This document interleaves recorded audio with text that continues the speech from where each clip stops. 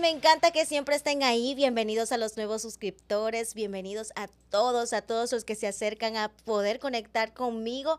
Este canal es de ustedes y me siento muy feliz de tenerlos. En esta ocasión nos vamos a un temita que está dando mucho de qué hablar y lamentablemente el que no quiera tocarlo tiene que hacerlo porque es de suma importancia y porque es urgente hablar y poder accionar en cuanto a esto, y es la salud mental. Hice una breve encuesta en lo que es las redes sociales de Instagram y ahí muchísima gente se interesó y se emocionó más por este tema, y para mí es un honor poder informarles y hablarles con la doctora que tengo invitada en este bello día para todos ustedes estar bien informados. Quiero que sepan que realmente es visible la situación y es lamentable todo lo que está sucediendo a raíz de los eventos que hemos podido ver, ya sea misma en las redes sociales, en las telenoticias, hasta escuchando a personas conocidas hablando sobre situaciones que han hecho entristecer a toda una nación y que hoy está totalmente impactando a un país tan alegre, a un país que hasta a veces ignora este tipo de cosas porque creemos que no existe, que nosotros somos los mejores, que no hay nadie que exista que tenga un problema mental, pero sí lo hay. La salud mental es un tema que está cada vez más visible, pero realmente le damos la importancia que se debe en la República Dominicana. Lo sabremos ahora y estaremos debatiendo con nuestra invitada, que con un fuerte aplauso la recibimos, un fuerte aplauso.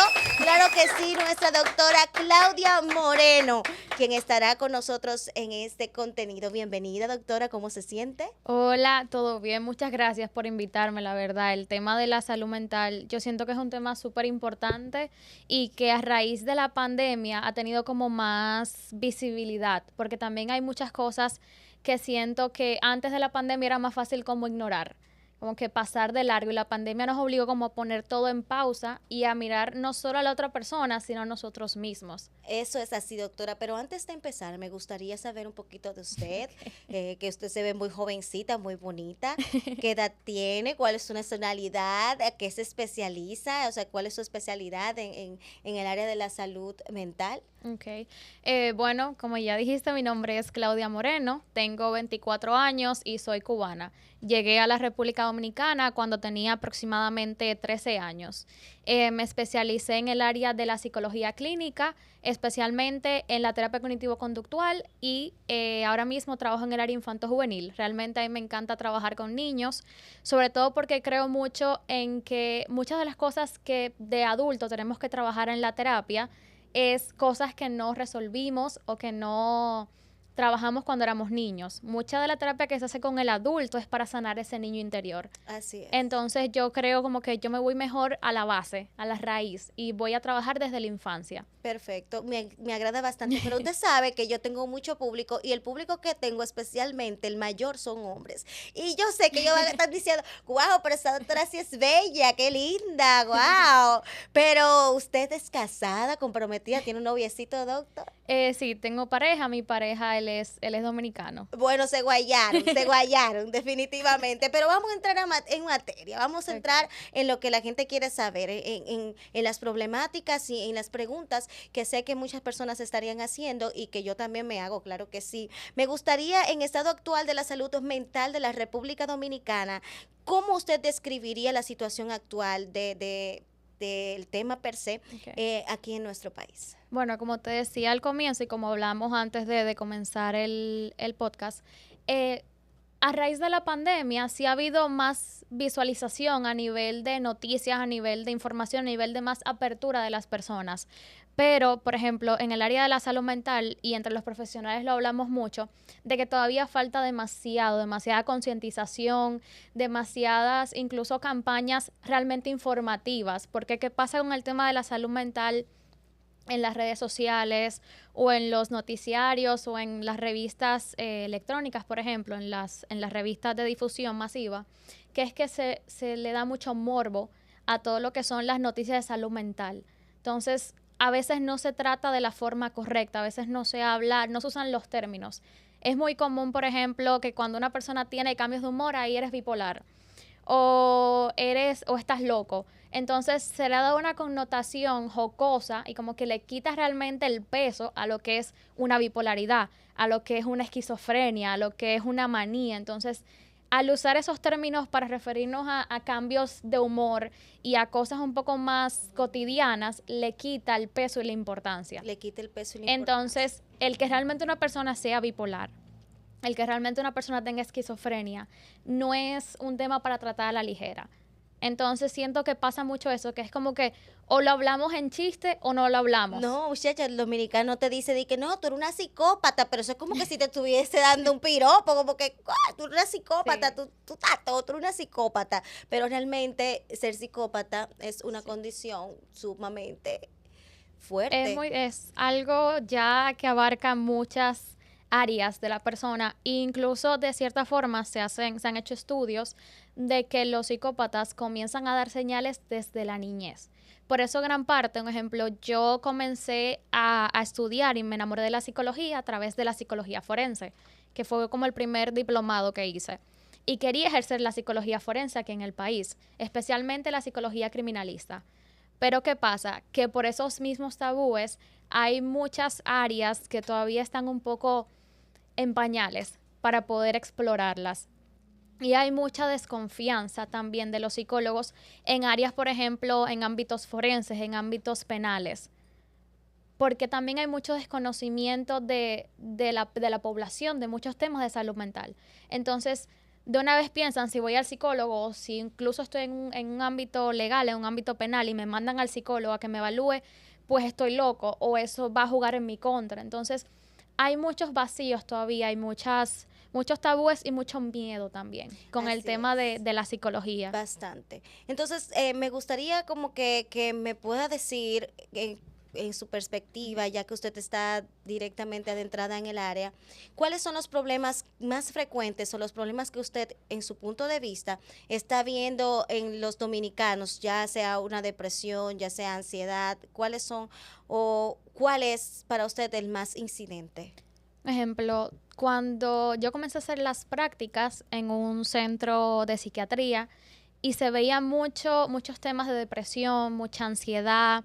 Hay muchas crisis también en cuanto a la sobreexigencia de la persona. Hay mucho burnout, que es como el síndrome del quemado, que se le dice en español, de un cansancio extremo. Hay muchos temas a nivel, yo siento que hasta familiar, que repercuten también. Un ejemplo, en el caso de los niños, lo que más yo estoy viendo, más en los adolescentes, es mucha depresión, mucha ansiedad y en cantidades que es alarmante. Es como que la cantidad de niños, adolescentes con ansiedad, con depresión que llegan a consulta es preocupante. Es muy preocupante y usted sabe que yo hasta llego a pensar que es porque en el país hay una cultura totalmente, que podemos decir lo que es una cultura, de familias disfuncionales y esas carencias y todos esos problemas que arrastran las generaciones pasadas de nosotros también repercuten en nosotros y se va creando un círculo vicioso sobre eso y va haciendo que cada vez más se vea uno afectado en ese sentido. Sí. Lo que pasa también, por ejemplo, a nivel de familias, hay muchos temas que son transgeneracionales. ¿Qué quiere decir? Que traumas o situaciones familiares que vio mi mamá la hicieron ser de cierta forma. Entonces, ella educa a sus hijos, me educa a mí, por ejemplo, un poco como respuesta de esas experiencias. Entonces yo, si no soy consciente, si no lo trabajo, ¿qué pasa? Pues que yo tengo hijos el día de mañana y los voy a educar también desde ese trauma o de esas heridas que tengo yo y que me heredaron. Así Entonces, es. eso es lo que pasa mucho. Y no solo en las familias dominicanas, yo siento que es, un ejemplo, yo soy cubana, y es en general, hay muchos temas a nivel de salud mental que no se hablan. Que es como que, y no solo traumas a nivel de crianza, también enfermedades de salud mental dentro de la familia, de un tío, un primo, un abuelo, un primo lejano, por ejemplo. Sí, porque siempre hay uno, siempre. Entonces, Siempre, aunque sea un solito. a veces uno pregunta, no, y en la familia, por ejemplo, yo que trabajo con niños, cuando hago el levantamiento de la historia clínica, se pregunta, ¿y hay antecedentes en la familia? No, doctora, mire, mi esposo tenía un hermano que él era como raro, pero no se hablaba mucho en la familia. Entonces, también, ¿qué pasa con nosotros? Que nos crea un vacío en información que es necesaria, porque hay algo que las personas no necesariamente conocen o saben. Y es que los temas de salud mental son hereditarios. No necesariamente que un tío mío tenga esquizofrenia va a hacer que yo sea esquizofrénica, por ejemplo, o que un tío mío sea depresivo, pero sí tengo yo una carga genética. Entonces, si yo no sé tomar las medidas necesarias para cuidar mi salud mental y cuidar mi entorno, ¿qué va a pasar?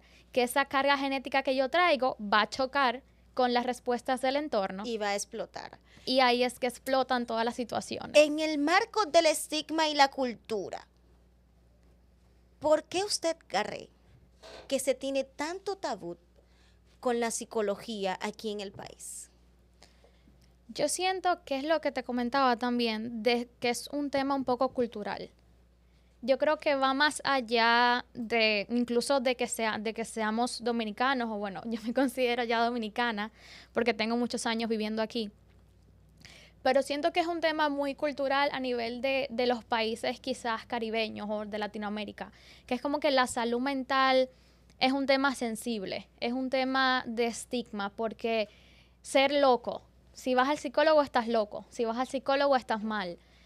No, eso es una vergüenza, no puedes decir que vas al psicólogo porque ¿qué van a pensar de ti?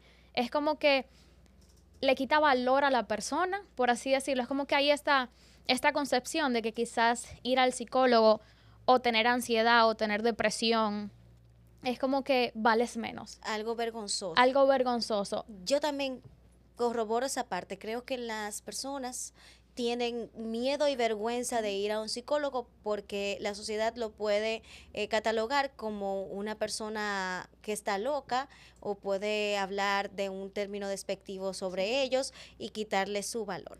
Mire, hay tantas cosas que en el país se ignoran sobre la salud mental, que hemos visto episodios, hemos visto muchísimas situaciones que han sucedido y que, claro, la vemos, nos consternamos, nos emocionamos, pero luego ya pasó y ignoramos y creemos que las cosas están normales. Por ejemplo, el caso del joven de una familia bien posicionada, de una familia con un buen aporte social, se podía decir. Y también vimos el caso de una señora de escasos recursos, también una que aportaba a la sociedad en cuanto a educación, si no mal recuerdo, que tuvo un episodio con su niña que al final terminó fallecida. ¿Qué usted opina sobre esta situación y por qué carga la sociedad el peso de esta? ¿Qué pasa? Con algunas situaciones así, como el caso del joven o de la señora, se hacen muy visibles porque las redes sociales siento que le pone como morbo y hace que uno como quiera saber más. Pero tristemente son casos que pasan a diario. Por ejemplo, yo cuando comencé a trabajar, como te comentaba, en la clínica de psiquiatría y también hice algunas pasantías en el Robert Reed, que es el hospital para niños, y en una penitenciaría para adolescentes. Y son situaciones que tristemente la sociedad pasan diario y pasan más de lo que uno quisiera. Ahora, cuando se suceden situaciones así, que salen las noticias, que comienza el morbo de qué pasó, qué hizo, quién era, y como que mientras más feo sea el hecho, mientras más cruel, mientras más sangriento, es como que más información queremos. Pero no necesariamente porque queramos entender la situación de salud mental detrás de ese hecho, sino porque nos creemos jueces. Y entonces comenzamos a investigar más y comenzamos a leer más y comenzamos a comentar más, pero es eso, desde ese morbo, desde ese querer juzgar al otro, pero no necesariamente desde ese querer entender a nivel de salud mental qué lo llevó a eso. Y ojo, no es una justificación. Un tema de salud mental no es una justificación para cometer un crimen. Pero cuando se cometen crímenes y la persona padece algún trastorno mental, algún problema de salud mental, hay que entender también esa condición. Claro, y es lamentable porque no se está hablando ya de una persona que está en sus cabales totalmente, sino más bien estamos hablando de una persona que tiene un problema, que lo induce a hacer cosas que ni siquiera seguro está pensando, que ni siquiera quiere hacer, sino más bien tiene un episodio que puede ser para él un sueño, quizás, ¿no? Y pasó algo que cuando despierta de ese sueño, pues se encuentra con la triste realidad de lo que cometió, del hecho que cometió, porque quizás uno se pone a pensar, quizás esa persona tuvo un sueño lúcido y en el sueño para él quizás fue una pesadilla. Porque uno a veces sueña y no controla lo que puede hacer. O si uno quisiera soñar lo que uno le diera la gana, no lo hiciese. Y después cuando despiertan, ¿qué usted cree que puede pasar o qué pasa por la mente de esa persona que cometió ya sea X hecho eh, eh, en ese tiempo, en ese lapsus de sueño?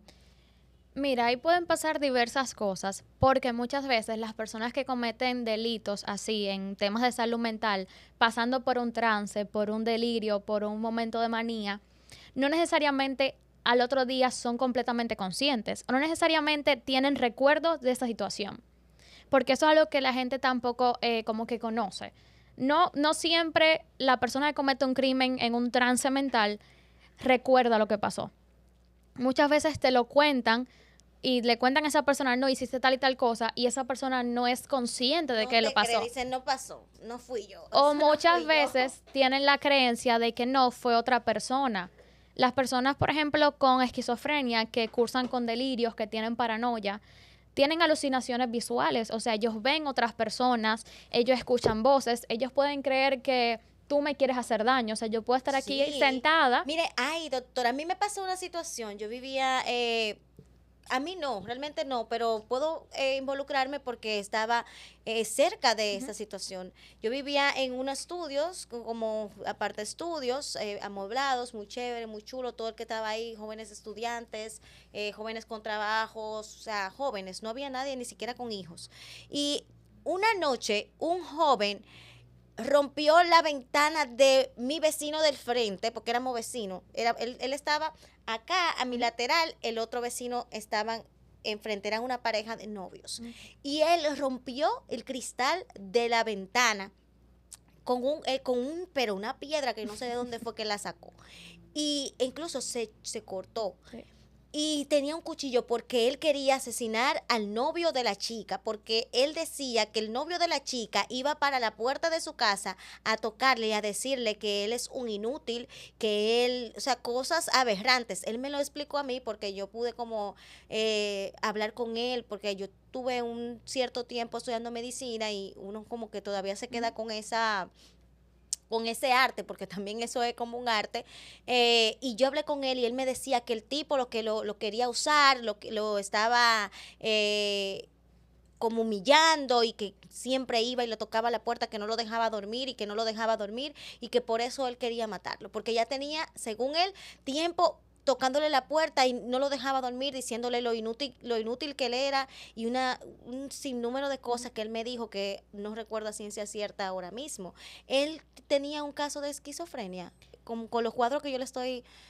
Podría ser, realmente para poder dar un diagnóstico o sea, más o menos, sí. tendría que conocer, pero sí va mucho por el tema de una paranoia, en el sentido de que una persona con paranoia puede imaginar realmente, podemos estar aquí tú y yo sentadas y yo puedo en mi cabeza creer que tú me vas a hacer daño y que tú te paras y que tú me estás ofendiendo, que tú estás, por ejemplo, en el teléfono. Y yo puedo imaginar que tú estás en el teléfono hablando de mí.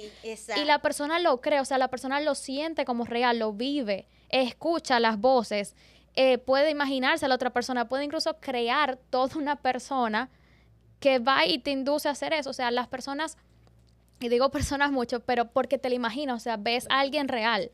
Y para ti esa persona es real. Hay una película muy famosa que se llama Una mente brillante, que es sobre un matemático que ganó el premio Nobel. Él tenía esquizofrenia paranoide. La película es muy buena y visualiza mucho el problema. ¿Por qué? Porque él veía a un compañero de universidad que para él vivió con él en su dormitorio, compartió todo, hasta que un día él se dio cuenta, cónchale, yo estoy envejeciendo, pero esa persona no.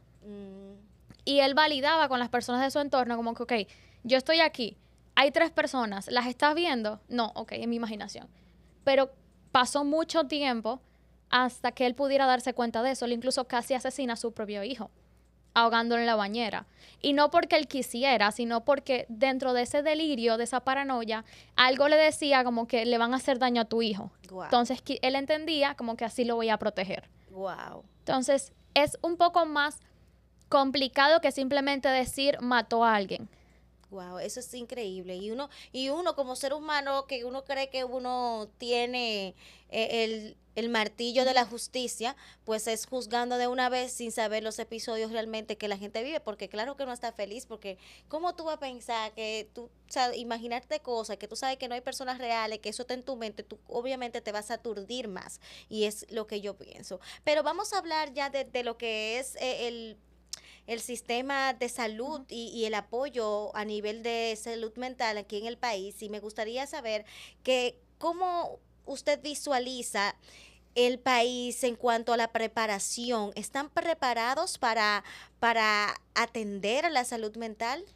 ¿Qué pasa?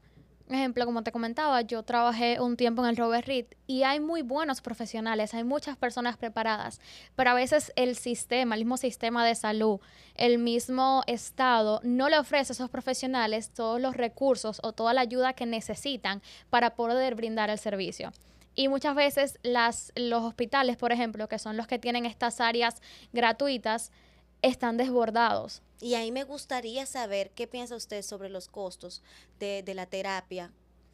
Lo que pasa con los costos de la terapia, por ejemplo, en el área pública, es verdad que los costos son más accesibles, pero las listas de espera Están colapsadas. están colapsadas. Y entonces en el área privada, aunque muchos terapeutas, por ejemplo, yo me incluyo, tenemos terapias a bajo costo, tenemos opciones de terapias un poco más asequibles, hay muchas personas, hay muchas familias que no tienen, o sea, que no pueden costear eso. Y hay muchas ARS que no respaldan a los psicólogos.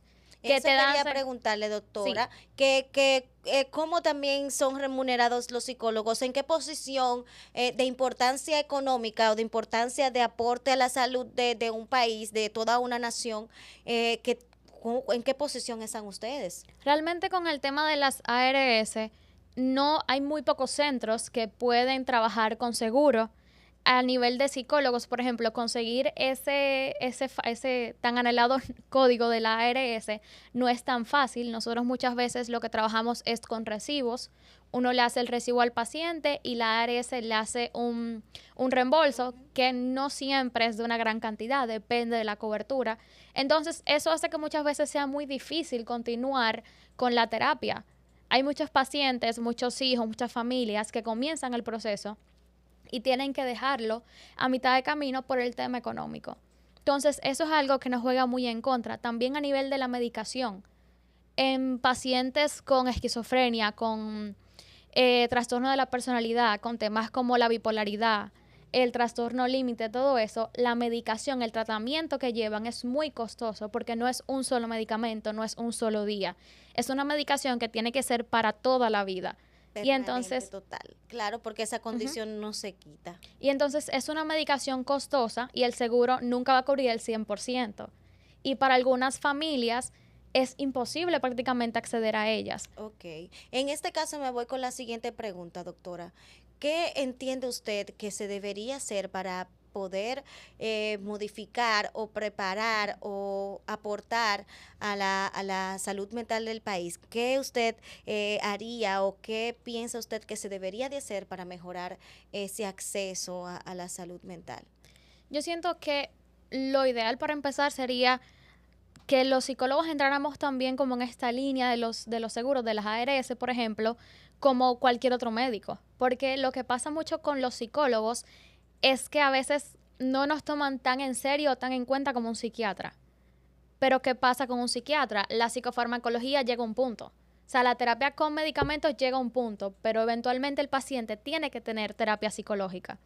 Entonces, el seguro me cubre esta terapia con medicamentos, pero cuando llega el momento de la psicológica de hacer los cambios, ya no me cubre. Entonces ya no puedo seguir. Entonces el tratamiento se queda por mitad.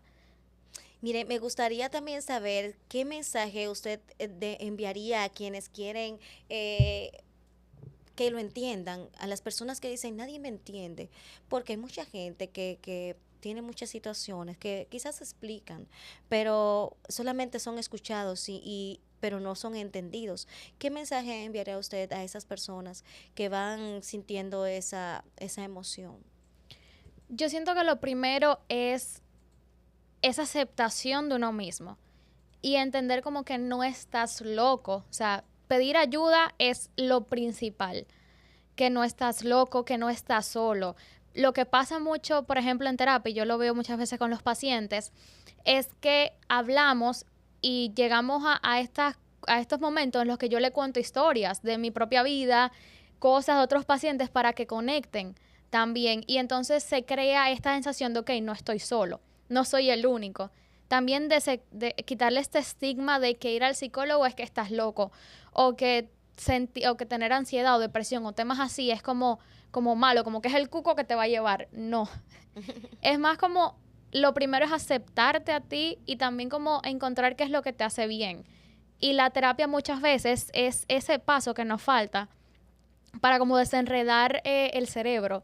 Yo digo que a veces el cerebro es como un ovillo de lana que está enredado, y entonces la terapia, la ayuda, hablar con personas, es como ir desenredando esos hilos, que son como esos hilos del cambio que va comenzando. Entonces también es importante tener personas que te escuchen. No tienes que hablarlo con todo el mundo, pero alguien, un amigo, un familiar, tu pareja, un vecino, un compañero de trabajo, alguien que te pueda servir de ese desahogo, que es súper importante. Un ejemplo, yo como psicóloga, nosotros vamos al psicólogo porque tenemos que tener también como esa descompresión. Claro, y soltar todo eso porque somos humanos y ya usted sabe. Pero quiero que para cerrar le demos por lo menos de su parte gratis a la gente que está viéndonos 3 hábitos que son buenos para por lo menos tener una mente más clara o una emoción reforzada, que usted pueda decir, haz esto, haz esto, haz esto, porque te va a ayudar más con tus emociones, te va a ayudar más con tu salud mental. Ok, yo creo que lo primero y lo más importante es tener alguien que te pueda escuchar, alguien con el que puedas hablar, alguien con el que puedas como que ser tú mismo. Eso es como lo principal. O sea, si estamos solos, si no tenemos quien nos escuche, si no tenemos quien nos acompañe, quien nos aconseje, a veces los problemas se vuelven más grandes en la cabeza. Porque el peor enemigo de uno mismo está adentro y está en tu cabeza. Entonces necesitas a alguien que te ayude como a desenredar esos hilos. Va uno. Vamos con el segundo. El segundo, crearte un hábito de sueño. Dormir las horas necesarias. Y ojo, no quiero decir que duermas 10 horas, pero dormir por lo menos 7, 8 horas como mínimo es súper importante. ¿Por qué? Porque el cerebro es un órgano. El cerebro es un órgano que está trabajando todo el tiempo, pero cuando descansamos, él también descansa un poquito. Y es como una máquina, es como un teléfono. El teléfono se queda sin carga y tienes que conectarlo. Conectar el teléfono para que coja batería es como tú dormir. ¿Qué pasa cuando lo dejas que se muera? La batería se va muriendo y eventualmente hay que cambiarlo. Claro. ¿Qué pasa con el cerebro? Que el cerebro se va desgastando, pero no se cambia. Así Entonces vienen problemas de salud más difíciles. Que desencadenan hasta enfermedades. Y para personas, por ejemplo, con ansiedad, el no dormir es un detonante. Entonces, para mí el hábito de sueño, el tener una rutina, el desconectarte de los dispositivos por lo menos 30 minutos antes de dormir, es súper importante para poder descansar bien y que tu cerebro se desconecte de todo. Vamos con el tercero para ya cerrar, que le estoy dando esa oportunidad para que no se vayan a quejar. El tercero sería crear como algún tipo de, no de rutina, pero como algo que te ayude a desconectar. Vivimos en un mundo muy caótico. Vivimos en una sociedad en la que, por ejemplo, a nosotros, los jóvenes, se nos está exigiendo mucho, que tenemos que llegar aquí, que llegar allá, que ser grandes, que ser reconocidos a tal edad. Que una casa, que un carro, que la casa, olla, Dios mío, cogiendo lucha. Entonces, ¿qué pasa? Que se nos olvida hacer algo que nos guste. Tener un hobby, hacer algo que te ayude, cónchale, a desconectar, a descomprimir. Irte, no sé, leer un libro, ir a la playa, caminar. Algo que tú puedas hacer semanal, que no sea otro estrés, pero que tú puedas hacer semanal o diario, si es posible, para conectar contigo y para desconectar del trabajo, de los compromisos. A veces, hasta de la pareja, uno necesita como, espérate. Claro, cálmate, hablamos Tú en tu lado, yo en el mío, déjame yo. Por ejemplo, leer, escribir a la gente, porque hay mucha gente que le gusta escribir para subirlo como en bibliotecas virtuales. Por ejemplo. Como está Wattpad, hay gente que sube sus cositas para ahí. También correr, ¿verdad? ¿Qué yo hago? Por ejemplo, yo tengo pacientes y a veces yo llego a mi casa y yo le digo a todo el mundo, no me hablen. Deme un par de minutos que el cerebro mío como que le baje un poco esa serotonina, esa dopamina y yo vuelvo ahora. Hacer ejercicio es súper bueno. A mí el hacer ejercicio me cuesta un poquito más. Esa es como mi lucha, esa es mi batalla. Me da más estrés que desestrés. Pero el ejercicio es súper bueno porque ayuda al cuerpo a segregar todas esas toxinas y esas hormonas y todo eso que está ahí como demasiado activo. Sí. Y también te ayuda como a relajarte. Entonces, hacer ejercicio es bueno. Y ojo, no hacer ejercicio de fuerza. Tú puedes ir a caminar a un parque, 30 minutos. Trotar un poco. Tú puedes trotar, hacer zumba en tu casa si no quieres que nadie te vea. Pero eso es bueno. Es como actividades que te ayuden a relajarte y que te ayuden a desconectar de todo el ruido que hay externo. Eso es así. Bueno, doctora, le agradezco muchísimo la oportunidad de tener una semejante profesional como usted. Deseo que su carrera sea amplia, que sea angosta, que sea buena, fructífera, porque de verdad que hoy en día esperamos de corazón que la salud mental en la República Dominicana sea tomada como debe ser tomada, que sea tomada de una manera seria, de una manera que no sea estigmatizada, que sea algo que sea natural, que yo necesito mi psicólogo para yo poder soltar algunas cosas, para poder entender cómo estoy manejando mi mentalidad, para poder soltar esas emociones que me están afectando. Realmente ir al psicólogo es un privilegio, es tan importante, por eso existe. Todo lo que existe es porque se necesita. Así como se necesita comer, se necesita también tener una mente sana para poder uno hacer las cosas que uno quiere hacer, porque realmente, como usted mencionó, el enemigo más grande que tiene el ser humano es su propia mente, sí mismo. Así es. Pero si nosotros nos atendemos, si nosotros buscamos una ayuda para liberar, para controlar, para eliminar esos pensamientos negativos que se asoman, es muchísimo mejor. Así que agradezco de corazón a todas las personas que están viendo esto, esperando que se suscriban, que den like, que compartan y que sobre todo sigan a nuestra querida doctora Claudia Moreno, una cubana que vino aquí, mi amor, a platanizarse y ya o sea, lo está dando todo, su profesión, está haciendo una vida aquí y está también dando su vida y su tiempo para poder ayudar a todo dominicano. Agradezco de corazón y un abrazo para todos. Ustedes saben, mi amor, la reina.